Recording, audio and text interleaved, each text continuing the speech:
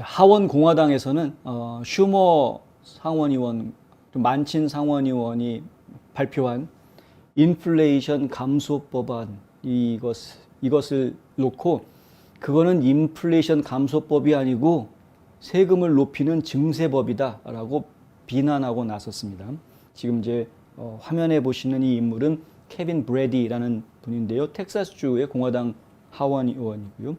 지금 이제 하원의 세입세출위원회에 지금 공화당 최고위원을 맡고 있습니다. 근데 이 연방경제분석국에서 내놓은 자료를 놓고 이제 이런 이야기들을 하는 것이고요. 인플레이션의 핵심 척도인 개인소비지출 물가지수가 12개월 전에 비해서 6.8% 상승했다. 좀 전에 저희가 보도를 해드렸죠. 이게 지금 1982년 1월 이후에 가장 높은 상승률인데 이렇게 물가가 올라가고 있는데 거기에다가 세금까지 올리게 되면 결국 세금을 올리는 것은 이 서민들에게 그 자체가 일단 부담이 될 것이고 그것으로 인해서 다시 또 물가가 올라가는 고충을 겪게 될 수도 있다. 뭐 이런 이야기들을 하고 있고요. 바이든은 우리의 경기 회복을 불황으로 바꿔놓았고 이제 인플레이션이 40년 만에 최고치를 기록하고 가속화하는 그의 잔인한 경제에서 5개월 연속 가족급여가 감소했다.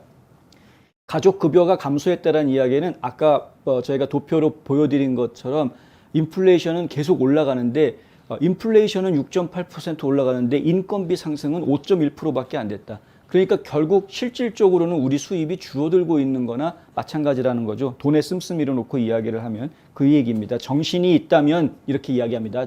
이 브래드 의원이 하는 말입니다. 정신이 있다면 누가 미국의 제조업, 에너지, 의료 혁신가들에 대해 세금을 올려서 불황에 부딪히길 원하겠는가? 이렇게 이야기합니다. 지금 정신없는 바이든 행정부니까 이런 짓을 하고 있다는 얘기죠. 슈머 그리고 만친의 세금 인상은 약값을 낮추지도 근로자 부족을 완화하지도 그리고 소비자들이 가격이 가장 높을 것으로 예상하는 단기적으로 격앙된 바이든플레이션을 줄이지도 못할 것이다. 대신에 그들은 우리의 경제를 악화시킬 가능성이 있다. 우리는 이 백악관에 더 이상 부인할 필요가 없으며 더 이상의 세금 인상도 확실히 필요하지 않다. 이렇게 주장하고 나섰습니다.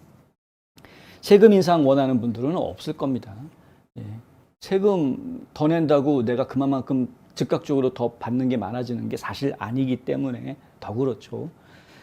상원 다수당 대표인 척 슈머 의원과 조 만친 상원 의원은 수요일에 기후변화와 오바마 케어에 4,330억 달러를 지출하면서 세금과 국세청 집행을 늘려서 연방정부 적자를 3천억 달러 줄이겠다라는 목표로 이 화해 법안을 만들었습니다. 인플레이션 감소 법안이라는 것은 저희가 수요일, 목요일 보도를 해드렸으니까 그 내용을 좀 참조해 주시고요. 만친과 슈머는 수요일 성명을 통해서 세금의 공정성은 우리나라의 경제의 미래를 위해 매우 중요하다라고 이야기했습니다. 그런데 정말 이들이 이야기하는 것처럼 부채도 상환하고 에너지 비용도 낮추고 의료 비용 절감하고 인플레이션 과연 해결할 수 있느냐?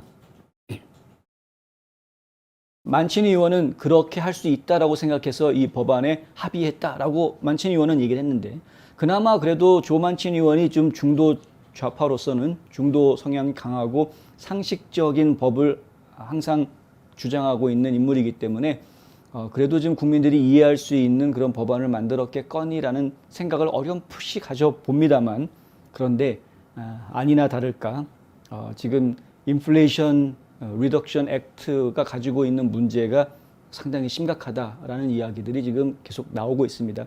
어제도 저희가 한 가지 얘기를 해드렸었죠. 뭐냐면 에너지부에다가 2,500억 달러까지 대출을 해줄 수 있게끔 해주는 그럼 에너지부가 2,500억 달러의 대출을 해주는 그 비용은 지금 뭐 법인세를 올려가지고 얼마를 확보하겠다, 약값을 조정해가지고 얼마를 확보하겠다 해서 뭐 7천억 달러 이상의 재원을 확보하겠다라는 이 법안이 내놓은 액수랑은 또 다른 이야기다.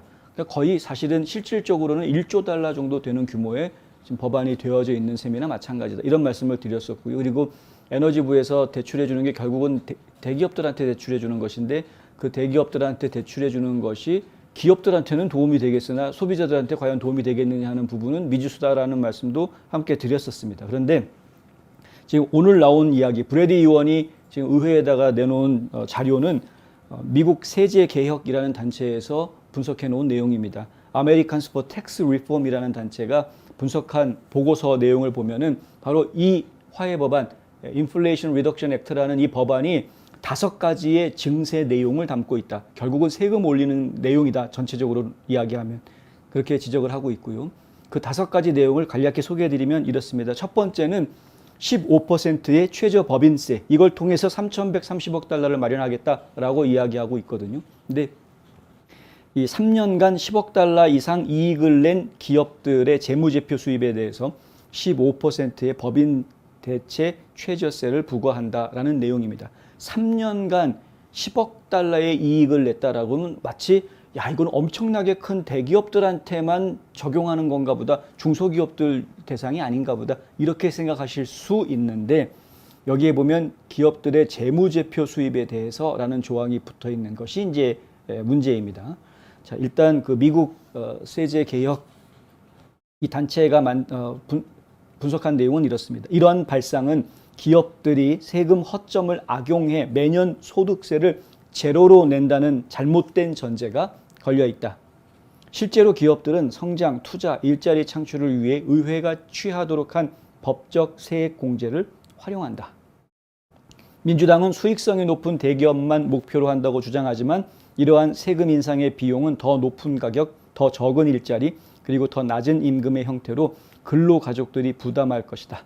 작년 12월에 조세재단 텍스 파운데이션에서 발행한 보고서는 15%의 장부세, 그러니까 북텍스라고 하죠. 이 대차대조표 봐가지고 하는 장부세가 GDP를 0.1% 감소시켰고 2만 7천 개의 일자리를 없앨 것이라고 밝힌 바 있다. 15% 최저 법인세를 적용을 하게 되면 그것이 결국에는 2만 7천 개의 일자리를 없애게 될 것이고 GDP는 0.1% 줄어들게 되는 그런 효과를 가져올 것이다 라는 것이 텍스 파운데이션에서 이미 연구 보고된 부분이다. 이 최저 법인세를 적용을 해가지고 세금을 더 늘리겠다라는 발상 자체가 잘못됐다. 그 근거가 기업들이 어떻게 해서든 꼼수를 써서 세금을 적게 내려고, 세금을 아예 안 내려고, 법인세 안 내려고 꼼수를 써서 대차대조표를 조정하고 있다라 뭐 이런 식의 이야기들을 하고 있는데 실제로 이들이 하고 있는 방식은 연방 정부가 주고 있는 세금 공제를 가지고 세금 혜택을 보고 있는 것이지 그 이외에 다른 걸 가지고 세금 혜택을 보려고 하는 것이 아니다. 그러니까 장부 조작하고 이중장부 썼다라는 것은 그냥 지금 민주당 사람들이 대기업들을 놓고 하는 일종의 음모론이지 그것이 현실은 100% 현실은 아니다. 뭐 잘못된 회사들도 있기는 있겠습니다만은 100%는 아니라는 거죠. 그러니까 결국에는 지금 이제 기업들을 기본적으로 대기업은 나쁘다라는 이 고정관념을 가지고 대기업은 나쁘다, 온갖 불법 행위를 다 할 것이다라는 고정관념을 가지고 접근했다. 근데 그것이 현실과 다르다. 이들이 이용하는 것은 연방정부가 주는 세금 공제, 주정부나 이런 지방정부도 마찬가지요. 정부가 주는 세금 공제를 활용을 해서 세금 혜택을 받고 있는 상황이다. 근데 그런 기업들한테 지원금도 주겠다라는 정책을 한쪽에서는 내고 한쪽에서는 지금 세금 내기겠다 이렇게 정책을 내는 것은 이건 앞뒤가 안 맞는 이야기인 건 분명해 보입니다. 더더군다나 최저 법인세를 함으로 해서 경기에 좋은 효과가 오게 되면 좋은데 그렇지 않고 어제 저희가 그런 얘기를 해드렸습니다마는 기업들 세금 더 받겠다라고 국세청이 들이밀면 기업들 입장에서는 세금을 내는 만큼 우리는 그럼 일자리를 줄이든가 아니면 월급을 내리든가 뭐 이렇게 할 수밖에 아니면 물건 값을 올리든가 뭐 셋 중에 하나는 해야 되는 겁니다. 그렇지 않으면은 기업주가 손가락 빨 수는 없는 거 아닙니까? 기업주 마이너스 하면은 주주들이 가만히 있겠습니까? 대기업 주주들이. 그러니까 이거는 기본적으로 기업의 운영 행태에 대해서 정말 기초적인 ABC도 모르는 사람들이나 생각할 수 있는 발상이다. 이런 이제 비판인 것이고요. 두 번째는 가격 조정을 위해서 처방약에 95%의 세금을 부과한다는 내용이 있습니다. 이게 2,880억 달러의 재원을 마련할 수 있다라고 되어져 있는데 제약회사들이 정부가 정한 가격을 받아들이지 않으면 처방약의 95%를 세금으로 매기겠다. 그래서 강제적으로 이 약값을 낮추겠다라는 것이 이 민주당 요번에 인플레이션 리덕션 액트 법안에 들어가 있는 내용입니다. 처방전 약값을 낮춰주겠다고 하니까 우리는 당장 듣기에 좋게 들렸죠. 그런데 그 내용을 보았더니 정부가 지시하는 약값을 맞춰주지 않으면 95% 세금을 부과하겠다. 이렇게 했다는 거죠. 지금 이 미국 세제 개혁에서 뭐라고 비판을 하고 있냐면 실제로 그런 일이 벌어진다 그러면 제약회사들이 아예 그 약 생산을 안 할 거다라고 이야기합니다. 약값을 떨어뜨리느니 차라리 세금 95% 매긴다고? 아, 그럼 그 약 안 팔아. 차라리 뭐 다른 약 싸게 만들 수 있는 다른 약 팔고 말지. 이런 식으로 나온다는 거죠. 이거를 정부가 모르는 겁니다, 지금. 정치인들은 이 장사꾼들이 아니니까 장사하는 사람들이 어떤 식으로 머리를 쓰는지에 대해서 정치인들이 못 따라간다 그러면 좀 폄하하는 발언이 되겠습니다만은 서로 생각하는 패턴이 다른 거죠. 근데 이 트럼프 대통령 얘기가 또 나오는데 트럼프 대통령 같은 경우에는 비즈니스 마인드가 강한 사람이니까 그러니까 이 사업하는 사람들이 어떤 생각을 가지고 사업체를 운영하는지에 대해서 대략 알고 있기 때문에 그들과 딜하는 법을 잘 알죠. 그래서 사실 약값 딜을 할 수 있었습니다. 예전에 트럼프 행정부 시절에 이 처방전 약값에 대한 딜이 있었습니다. 그래서 지금 이제 약값이 떨어지는 현상들이 있었습니다. 그런데 지금 민주당에서 약간 트럼프가 했는데 뭐 우리는 못하냐, 뭐 우리도 하면 되지 이렇게 생각한 모양인데 지금 잘못 생각하고 있는 거다. 이런 지적을 안 할 수가 없는 거고요. 이러한 예산 술책은 나중에 약속된 나중에 효과가 나올 수 있는 그런 것들을 상쇄하기 위해서 지금 미리 앞에서 지출을 늘리기는 그런 우려를 만들어 주기도 한다. 무슨 얘기냐면 약값을 낮추기로 약속이 돼가지고 그것이 메디케어에 적용이 되거나 이렇게 진행이 되려면 적어도 2026년이 되어서야 낮아지는 약값에 대한 적용이 현실로 오게 될 것이다. 뭐 이런 이야기, 분석이 지금 나왔다는 것이죠. 근데 그건 너무 늦게 뒤에 벌어질 일이고 당장 지금은 또 해야 될 일이 있고 돈은 지출은 지금은 해야 되고 그 효과는 나중에 와야 되고 뭐 이러한 문제가 생긴다라는 이제 지적도 있습니다.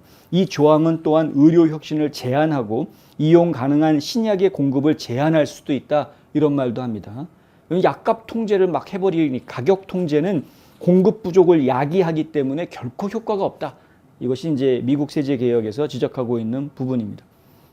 그리고 이제 세 번째, 감사 증대를 위한 국세청 규모 확대. 이것도 이제 1240억 달러를 이렇게 확보하겠다.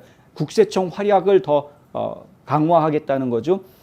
강제로 가가지고 뺏겠다는 이야기인데 이것을 위해서 8만 7천 명의 국세청 요원을 추가로 고용할 수 있게끔 그렇게 하고 있습니다.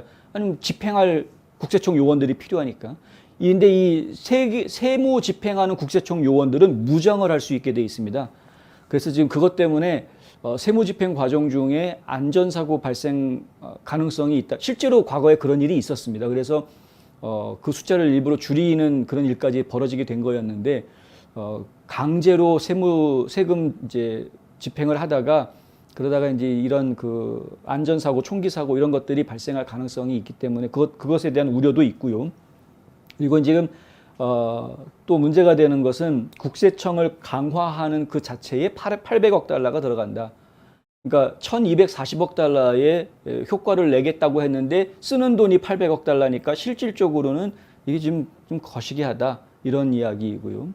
예, 그리고 이렇게 되면은 결국은 연간 120만 건의 감사를 추가하게 된다.